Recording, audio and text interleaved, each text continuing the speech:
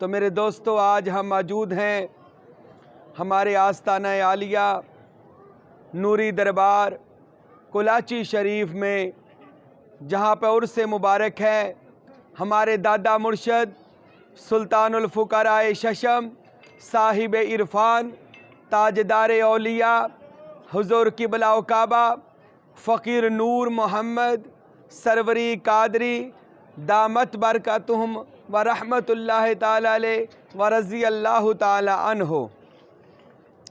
آج ہم اس پر نور عرس مبارک میں موجود ہیں اور ایک فقیر کی چوکھٹ پر کھڑے ہو کر اس فقیر حضرت نور محمد سروری قادری رحمت اللہ علیہ کی بات کرتے ہیں۔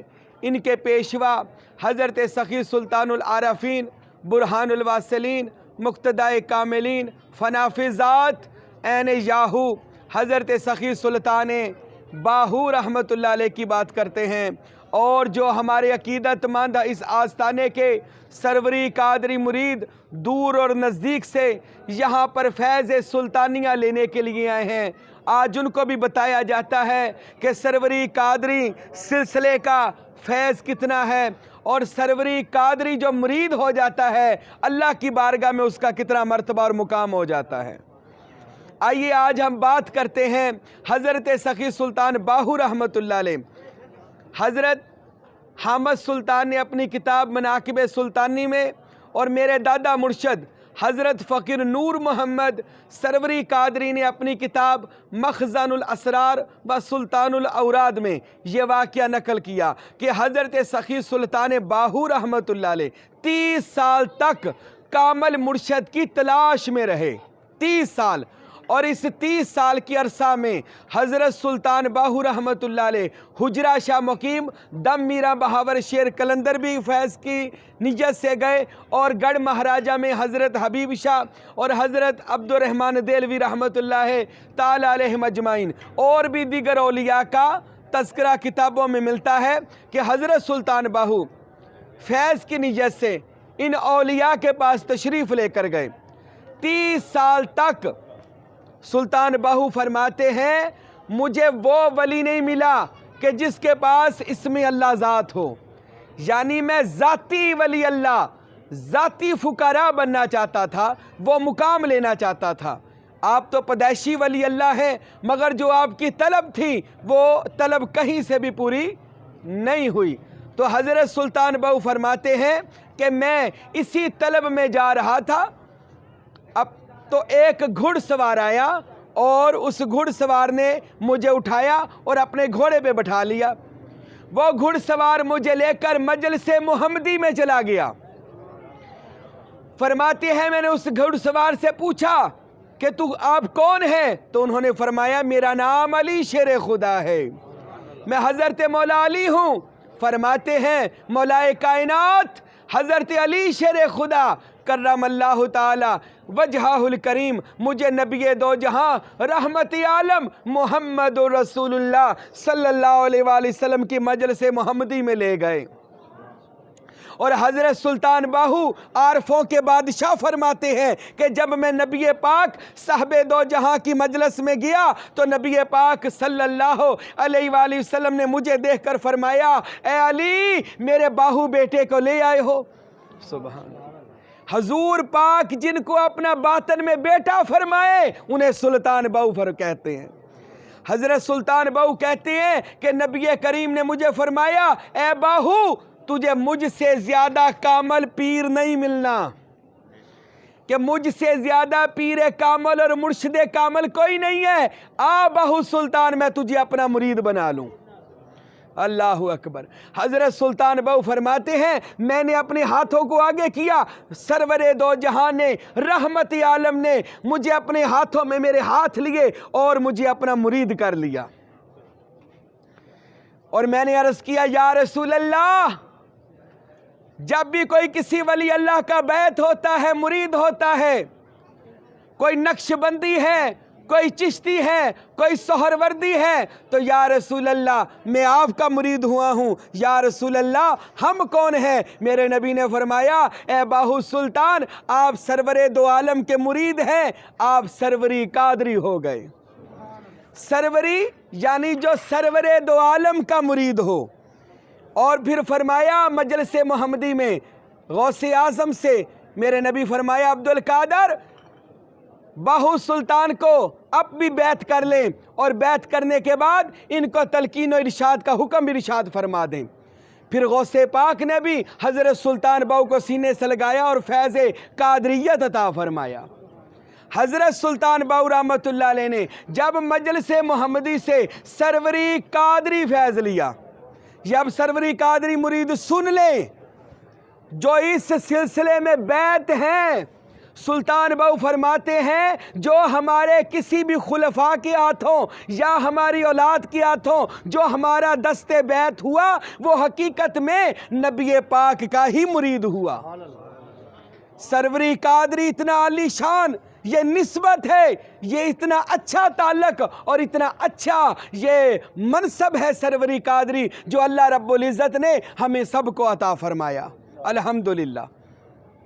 تو میرے دوستو یہ وہ سروری قادری فیضان ہے کہ جس کے بارے میں اور جگہ ارشاد فرمایا حضور غوث پاک رحمۃ اللہ علیہ نے نور الہدا میں فقیر نور محمد سروری قادری رحمۃ اللہ علیہ نے سلسلہ قادریت کی فضیلت بیان کرتے ہوئے فرمایا کہ غوث پاک فرماتے ہیں ایک قادری درویش 100 دوسرے درویشوں پر بھاری ہوتا ہے، ایک قادری مرید باقی سلسلے کے 100 مریدوں پر بھاری ہوتا ہے، اللہ اکبر۔ اور میرا قادری مرید مثل آفتاب ہے اور باقی سلسلے مثل چراغ ہیں، یہ غوث پاک کہہ رہے ہیں۔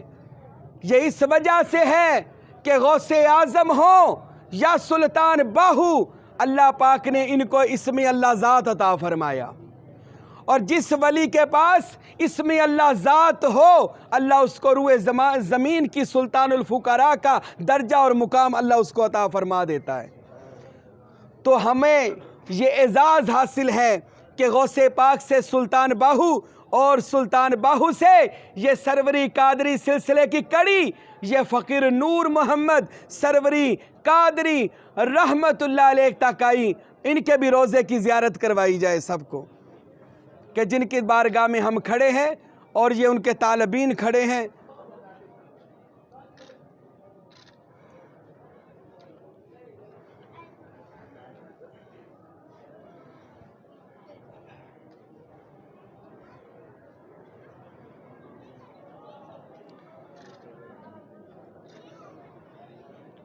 حضرت سخی سلطان باہو رحمت اللہ تعالی علیہ نے اپنا مکمل فیض روحانیت حضور قبلہ فقیر نور محمد سروری قادری کو عطا فرما دی۔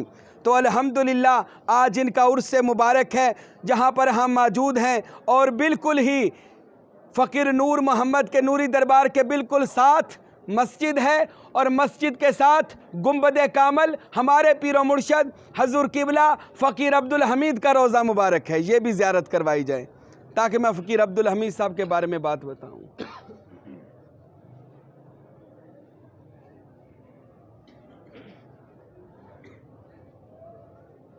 گنبد بھی دیکھو آ رہے ہیں۔